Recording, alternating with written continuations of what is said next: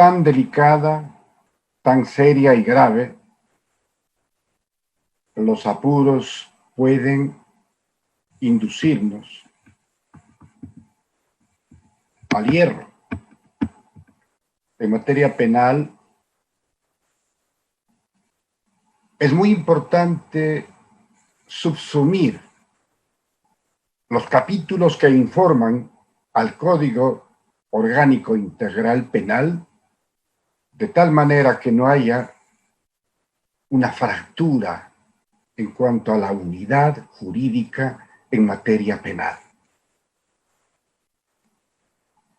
Siendo esta una ley que tiene por un lado la obligación de ejercer la facultad del Estado para sancionar, pero también lo tiene para reconocer la inocencia, para garantizar derechos, garantías constitucionales de carácter universal como el derecho a la defensa, como la presunción de inocencia. Son temas entonces que necesariamente nos debe llamar a meditación.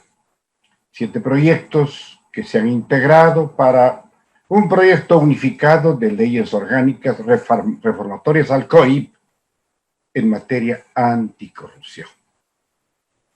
Aquí vale la pena recordar ciertos escenarios que nos han despistado, que nos han hecho creer cuál era la intención de cierta gente, pero en el fondo no eran más que lobos disfrazados de ovejas. ¿Acaso no recordamos, por ejemplo, a un legislador que levantaba una voz, sobre todo para acusarnos a nosotros, a los integrantes de la bancada de la Revolución Ciudadana? Parecía que la consigna era que tenía que cumplir un insulto por pleno, por sesión, uno, en acto de flagrante provocación, sin ninguna prueba, prevalido de una condición y que vemos que ha tenido precio para repetir esos injurios, para insultar, para calumniar. Esa no es una acción penal. Esa no es una función fiscalizadora ni una lucha en contra de la corrupción. El ladrón que grita, cójanle al ladrón, para despistar y esconderse. Y eso es lo que está ocurriendo. Y nos han llenado de vergüenza. Quienes pregonaron una verdadera lucha en contra de la corrupción, nos han inundado en un ambiente tomado por la corrupción. Y lo peor, en momentos tan duros como la pandemia. Vendieron fundas de cadáveres con sobreprecio, raciones de comida con sobreprecio, ataúdes de cartón para enterrar la miseria y la pobreza. De ahí venimos. No podemos legislar en materia penal por las coyunturas, peor aún con dobles intenciones. En materia penal es muy importante destacar, por ejemplo, que la facultad del Estado tiene que ser legitimada por sus procedimientos institucionales. Pero alguien ya lo dijo, no vamos a combatir la corrupción simplemente con leyes que están en manos de seres humanos. Es un asunto de formación, de valores, de cultura nacional, de metas, de principios desde el hogar. Pero cuando les dicen, tienes que triunfar en la forma que sea, y tu triunfo se consagra mediante la acumulación de riqueza, han distorsionado el espíritu en la formación de los hijos. Cuando pensamos que lo único que importa y da felicidad es la acumulación de bienes materiales, estamos destruyendo principios fundamentales que van más allá de ese tipo de obtenciones tan terrenales, tan efímeras.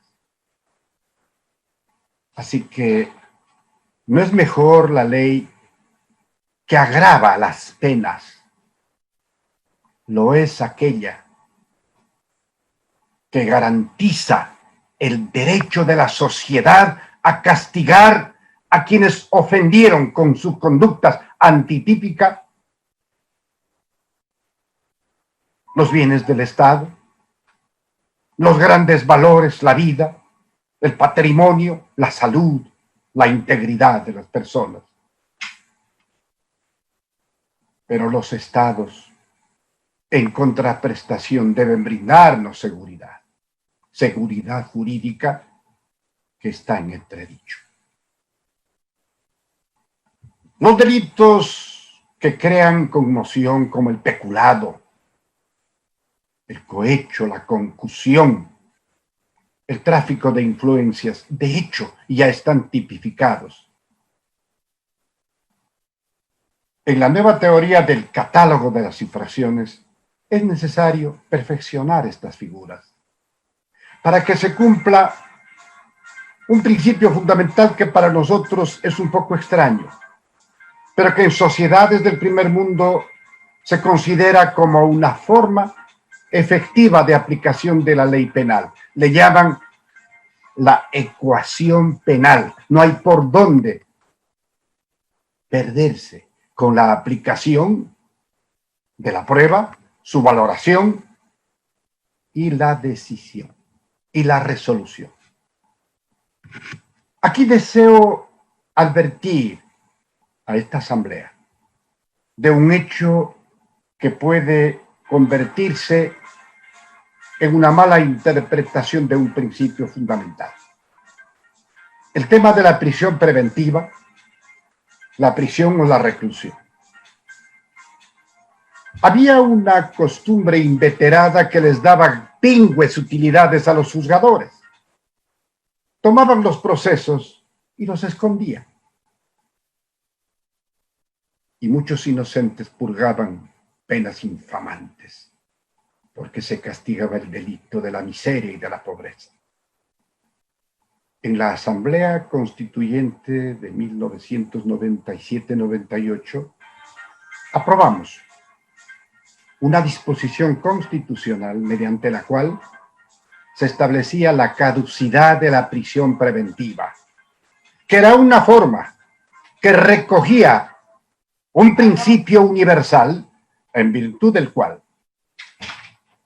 quienes hayan sido acusados, enjuiciados, investigados por el cometimiento de una pena castigada con prisión, su proceso debe culminar en 6 meses y de reclusión en 1 año. Si ese tiempo se excede, se producía inmediatamente, automáticamente, la caducidad de la prisión preventiva. Esa persona obtenía su libertad y el juzgador asumía su responsabilidad por haber provocado esa caducidad. Lo que fue para nosotros un logro, porque incluíamos una corriente filosófica penal que nos correspondía como una sociedad moderna. Los juzgadores pillos lo convirtieron en su cuchara y ahora sí escondían los procesos y después de 6 meses liberaban por cientos y por miles a quienes le debían cuentas a la justicia. Entonces, depende de cómo actúe el ser humano. La ley estuvo ahí, el principio constitucional consagrado, pero lo prostituyeron en beneficio de esas mafias que tanto daño le han hecho a la justicia. Es también preocupante, señor presidente, que este proceso de tramitación de este cúmulo de proyectos obedezcan a una exigencia de los chulqueros internacionales, del Fondo Monetario Internacional, de la Carta de Intención, del sometimiento de una sociedad postrada, no solamente víctima de una pandemia, sino de una destrucción económica y una crisis terrible. Y esto puede llevarnos a apuros que no les interesa a quienes nos exigen, pero sí a nuestra sociedad. Podemos dislocar los principios fundamentales que sostienen la teoría penal, que justifican el derecho del Estado a sancionar a sus connacionales. Por estos apuros, que no pueden justificarse en una coyuntura tan criticada y rechazada por la sociedad ecuatoriana. Es bueno que se tipifique los actos de corrupción de los privados. Alguien lo dijo, son los corruptores, son aquellos que implementan esas marañas perversas para tomarse por asalto la contratación pública.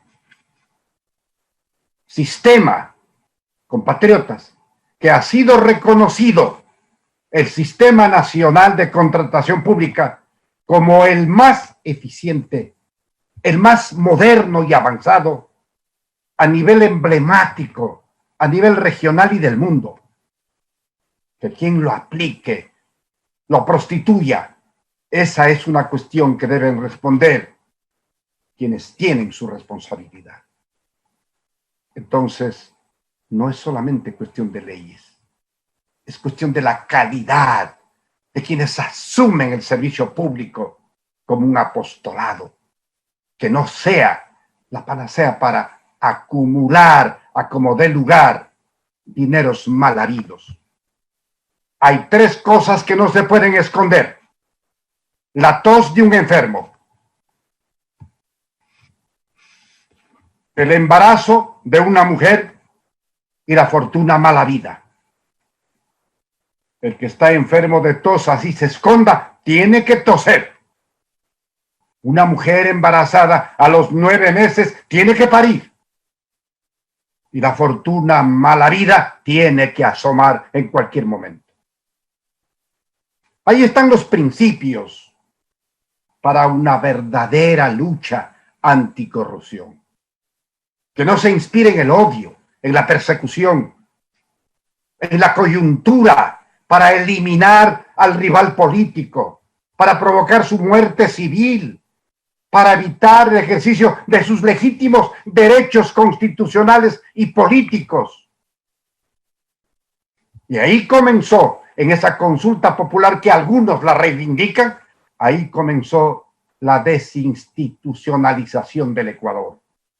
Ahí entregaron los organismos de control a dedo a un grupo de odiadores que le han hecho tanto daño a la patria. Y hoy estamos rebasados por una corrupción insoportable. Eso no se arregla con leyes. Se arregla con el apaciguamiento del espíritu nacional. No se arregla entregando áreas estratégicas a un grupo de truhanes y asaltantes, que el único mérito es que puedan servir en calidad de fuerzas de choque. El ejercicio del poder es una acción legítima que nace de la voluntad del pueblo, que todos los días refrenda su legitimidad por la objetividad del servicio a los demás. Pero cuando se basa en el odio, en la persecución, esas leyes se convierten en una trampa. Y aquí debemos tener mucho cuidado. Este es un proyecto que suma 7 iniciativas que tienen diferentes autores y fuentes para la reforma de un cuerpo integral, que fue un avance extraordinario en la formación de una auténtica cultura jurídica penal del Ecuador. Una reforma debe estar a la altura y a la calidad de esa clase de leyes que nos han permitido mejorar la sociedad. No demos pasos de ciego. Hagamos una reforma que no repita procesos, ni menos aún que ponga en duda la tipificación de los delitos. Cuidado, porque entonces volveremos a cometer el absurdo de juzgar a nuestros enemigos, a los que odiamos, con el delito de influjo psíquico. Influjo psíquico. No hay en ningún ordenamiento tipificado de carácter penal. Esas vergüenzas no puede vivir el Ecuador.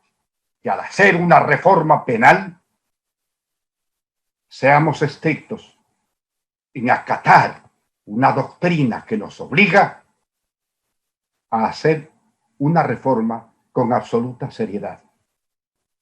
La anticorrupción es un anhelo de los ciudadanos.